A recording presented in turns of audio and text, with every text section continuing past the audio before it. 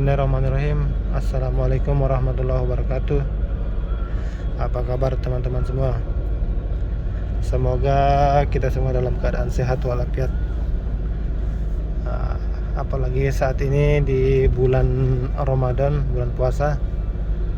Kalau kita lakukan puasa bisa menambah kesehatan kita. Semoga yang berpuasa dilancarkan ibadahnya hingga akhir Ramadan. Amin. Nah, pagi ini teman-teman kita akan bergeser ke salah satu rumah wallet binaan kita.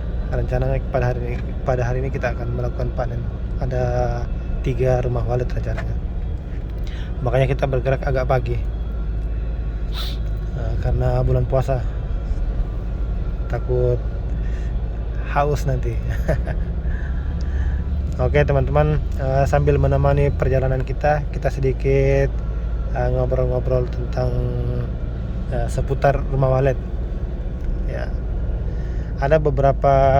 kemarin ada beberapa keluhan teman-teman, ada diskusi lah tentang rumah walletnya yang sudah beberapa tahun tidak produktif atau kurang dari harapannya.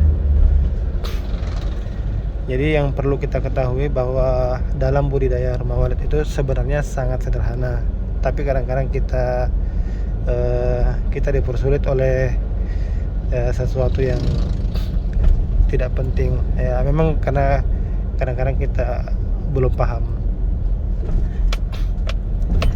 Sebenarnya bukan juga gampang atau bukan mudah, tapi ya mungkin pasnya itu susah-susah gampang sebenarnya gitu. Jadi ada beberapa poin penting yang memang harus kita perhatikan dalam budidaya rumah wallet itu. Sesuai dengan pengalaman kami di lapangan, salah satu hal penting yang nomor satu yang paling kita perhatikan itu adalah sebelum membangun rumah wallet adalah kita harus benar-benar memastikan lokasi rencana pembuatan rumah wallet itu harus benar-benar sudah dicek dengan memenuhi beberapa standar atau kriterianya. Ya mungkin kita sudah banyak yang paham ada beberapa kriterianya itu. Ya salah satunya kita sebutkan kembali bahwa area yang didominasi oleh perairan luas atau rawa seperti sawah misalnya, itu lebih cenderung disukai oleh wallet. Atau hamparan yang luas, dataran yang rata, luas. Itu kebanyakan kalau dari hasil pengalaman kita di lapangan, kebanyakan daerah-daerah seperti itu disukai wallet. Jadi itu penting. Jadi jangan kita asal membangun, begitu ada modal langsung membangun. Tidak bisa seperti itu, karena kadang-kadang kita punya dana pas-pasan, kemudian dengan harapan yang besar kita membangun. Jika tanpa pengecekan lokasi yang baik, kadang-kadang tidak sesuai dengan harapan. Jadi nanti takutnya kecewa di situ. Jadi itu salah satu yang harus kita perhatikan. Yang kedua, di dalam hal pembangunannya. Pembangunan itu perlu juga kita perhatikan dari segi standarisasi bangunannya. Kita cari tukang atau pekerja yang memang sudah sering membangun rumah wallet. Kebanyakannya sudah standar sih sebenarnya. Kalau untuk bangunan kebanyakan kita sudah paham, tinggal lihat di YouTube teman-teman itu yang senior kita, lihat di situ, ikuti saja. Itu kebanyakan memang sudah standar yang mereka upload di YouTube itu. Ikuti standarnya. Kemudian setelah bangunan jadi, anggap saja semua sudah standar, termasuk dari bangunannya tadi. Kita cari orang yang betul-betul paham kalau kita belum paham. Jadi itu yang kedua, poin yang kedua. Nanti pas pemasangan audionya itu usahakan orang-orang yang memang benar-benar sudah memahami tentang pemasangan di dalam rumah wallet, karena itu salah satu poin yang penting juga. Suara wallet itu atau pemasangan audio dalam rumah wallet itu salah satu hal yang paling penting juga setelah lokasi tadi. Itu penting. Jadi dia bukan asal bisa biasa di audio tapi tidak pernah memasang di rumah walet itu tidak sama. Nah, jadi ada memang yang spesial di rumah walet.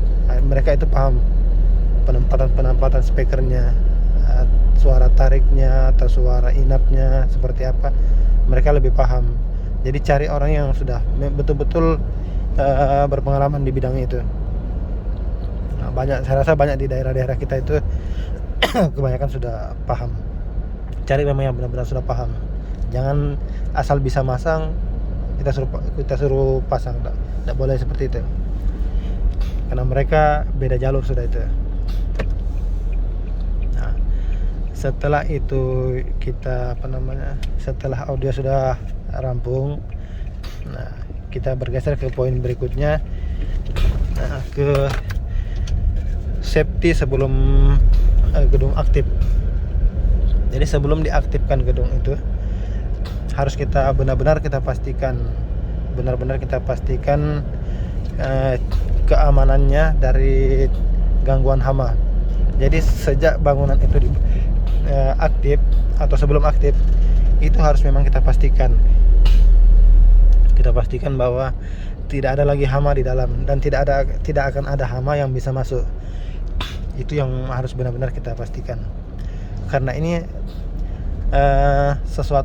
satu poin yang sangat penting juga, tidak kalah pentingnya. Tidak berguna poin 1 dan 2 kalau yang poin ketiga ini tidak diperhatikan. Karena ini penunjang. Jadi misalnya burung walet masuk dengan suara yang standar yang bagus, burung masuk dengan kondisi lokasi yang bagus, banyak burungnya masuk. Kemudian ketika masuk ada hama mengganggu. Nah, akhirnya kan burungnya stres, burung keluar, jadi takut lagi masuk kembali. Bahkan kalau masuk kemudian ada hama kan dimakan oleh hama, pastinya mati.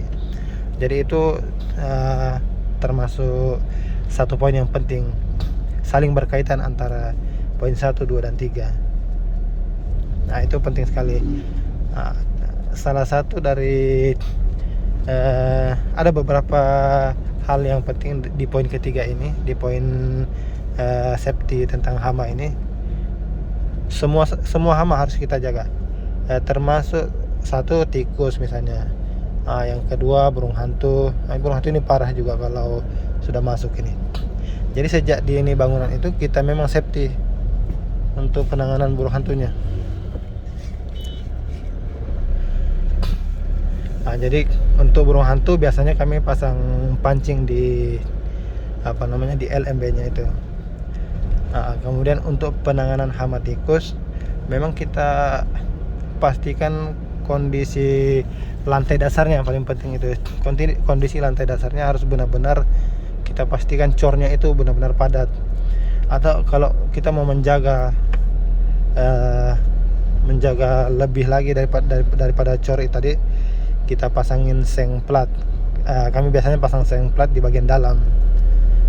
Akses tikus dari lantai 1 ke atas itu kita putus. Bahkan tangga itu kadang kita tidak pakai. Tangga lantai 1. Jadi akses tikus benar-benar kita putus untuk naik dari lantai 1. Jadi itu untuk tikus. Untuk tokek biasanya kami pakai jaring di bagian luarnya. Untuk tokek itu kadang-kadang. Cuma kadang tokek kecil bisa lolos. Itu nanti tinggal kita sering-sering mengoleskan racunnya saja. Yang penting tokek besar-besar itu, atau sama ular, tokek besar, ular, biawak kadang-kadang juga itu kalau masuk. Nah itu antisipasinya dengan jaring tadi. Jadi itu beberapa poin di poin 3 itu yang kita perhatikan itu safety dari hama. Jadi kalau poin 1 sampai 3 kita perhatikan, ya insyaallah sedikit banyaknya dia pasti berkembang, tinggal rezekinya lagi. Yang jelas ini kan usaha kita harus berusaha dulu semaksimalnya. Hasilnya nanti kita tinggal tunggu. Yang jelas kebanyakan itu usaha itu berimbang dengan hasil. Sampai nomor 1 jangan lupa berdoa. Jadi memang itu 3 poin ini eh, jika kita bisa menerapkannya dengan maksimal di lapangan, insya Allah. Nah, jadi jangan nanti pas sudah aktif baru kita bingung, merubah-rubah sana sini, merubah LNB-nya lah dirubah, atau ganti suaranya, ganti ini dan itu. Padahal kadang-kadang permasalahan itu bukan di situ. Nah, permasalahan itu berkaitan antara ketiganya tadi. Nah, nanti kita akan kupas beberapa poin lagi di 3 poin ini ada turunan-turunannya. Nanti yang bisa kita bahas lebih dalam lagi. Yang jelas 3 poin ini kita lakukan dulu jika ingin maksimal. Ini juga bisa berlaku di gedung-gedung yang sudah lama. Kita mulai dari awal. 3 poin ini kita perhatikan, kita cek betul-betul. Kalau itu bagi yang gedung sudah lama dan bermasalah, itu kita cek yang 3 poin ini. Nah, nanti kita di kesempatan berikut kita akan ngobrol-ngobrol kembali tentang beberapa poin lagi. Di dalam turunannya, dari ketiga poin ini ada beberapa turunannya. Nah, di dalamnya itu banyak hal yang penting tentang wallet juga. Nanti kita akan pelan-pelan kupas biar teman-teman yang baru dalam budidaya wallet bisa dapat pencerahan. Nah, Oke, sekian dulu yang bisa saya sampaikan. Semoga beberapa poin yang saya sampaikan tadi bisa bermanfaat buat teman-teman petani wallet. Salam sukses bagi semua petani wallet di Nusantara. Assalamualaikum warahmatullahi wabarakatuh.